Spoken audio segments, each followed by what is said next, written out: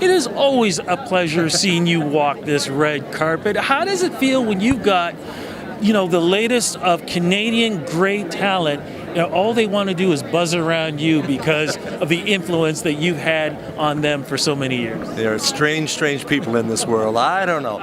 It's pretty amazing because I feel the same kind of energy. With Whitehorse coming up behind me, these are some seriously talented people playing the festivals across the country and seeing these unbelievable young talents who are stepping up to the table and really bringing solid songs into the Canadian lexicon.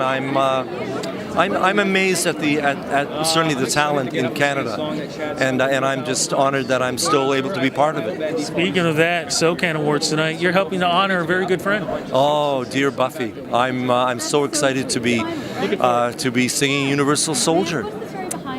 Yeah. Have you ever sung this song before? I've not for years and years. I mean, it's not something I would generally bring up in my family concerts, but it is a song that I've known for forever. It is iconic to say the least, and I just wish that people would listen to it and actually take it to heart. People who actually have some position of power, because we're absolutely in a devastating situation right now where there is not enough concern and love and understanding and compassion and tolerance, and all the words that need to be brought forward right now. I don't know. I'm a little I'm an optimistic guy, but I'm having to work real hard at it right now. You know what I'm saying? Yeah. Before you go though. Yeah. New music at some point in time? The last album covered a lot of territory. I'm still working on material. I've got a whack of stuff that who knows? It may come out. It may not. But I'm still doing what I got to do. My friend, it is always great speaking with you. Thank you so much for the interview. Thank you. Cheers.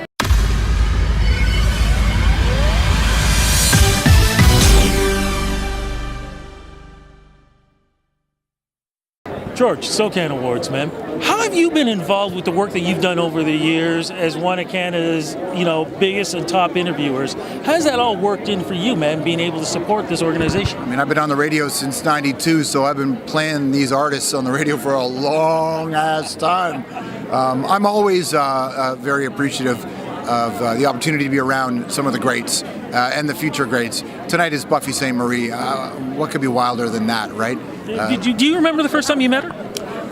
I met Buffy Sainte Marie when she came on my old talk show. And she was so nice, she was so fun, but she's for real, right? You don't mess around, Buffy. And I think that's what's really great about her. She's everything I want out of an artist wrapped into one person. Mm-hmm. So how do you honor somebody who has become an institution in this country? I think you got to remind people why she is the truth. Mm-hmm. She's the truth. And I think that's really important. Well, speaking of the truth, my friend, I mean, you got the radio show over at CBC. You got the House of Stroumbo going on, too. Anything new going to be part of your collection? I think we got a new scripted series coming up in the fall. That's the thing. So, we a little weird show that Bob Mackwitz and I created, and then now we are writing the scripts. Looks like we have a network, and we're just putting it together. You never stop, my friend. Look, I'm going to let you go.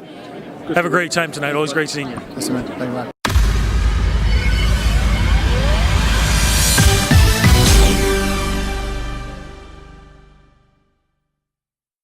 Frank, it's funny, you walked by and I was asking my colleague here, I know him from somewhere. And he, of course, explained everything to me. And what you've done for this music industry is amazing. When you think about all the accomplishments, what has kept you going and going to be able to create so many things for us to enjoy? It's down to music. I mean, at the end of the day, this night, too, is all about the song. And that's what's driven me really for the last 50-something years I've been in the business. It's love of music. And, realizing in the end it was a business, which I didn't realize at first. It was just, I'm going to make some music, and I'm going to be involved in it. And, so that's what's done it.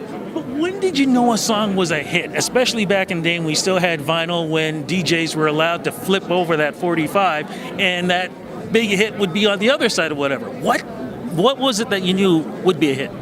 I don't know inside me what did, but I do know growing up watching Top of the Pops in England. Oh, yeah. At 12, 13, 14, I was quite sure I knew what a hit was. And I would call them and, I had my family around me and say, that's going to be a very big hit. That's not going to make it. That one has a real chance, And I just had an innate sort of feeling about what was going to be a hit. And, you can't always be right, but some of the time I was. And I came to Canada actually when a song that I'd first heard as a demo was number one in America. And it was All Right Now by Free. And it's all right now. And, it was an example of that's a hit. There's nothing possibly going to stop it. Who were some of the artists that you enjoyed working with over the years? And I know it's an unfair question, but...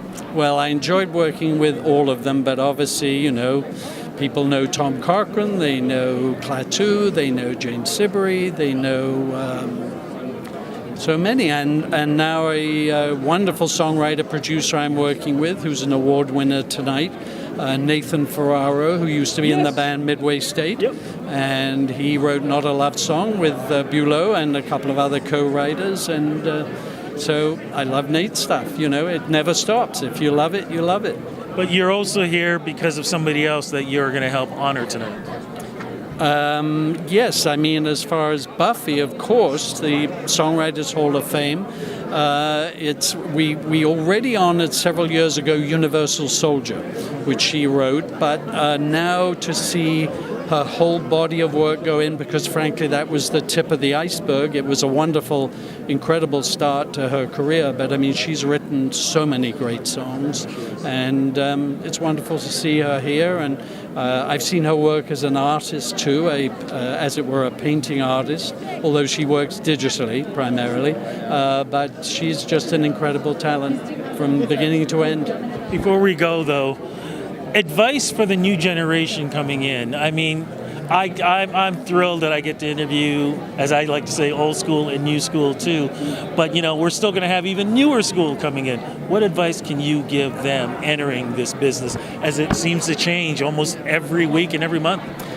You've got to be completely dedicated, tireless, work nonstop, believe in yourself, believe in what you do, and absorb and take in advice and absorb, but walk your own path and stay true to it. Fantastic. Yeah. Sir, definitely an honor. Thank you so much for the interview. You're welcome. Okay.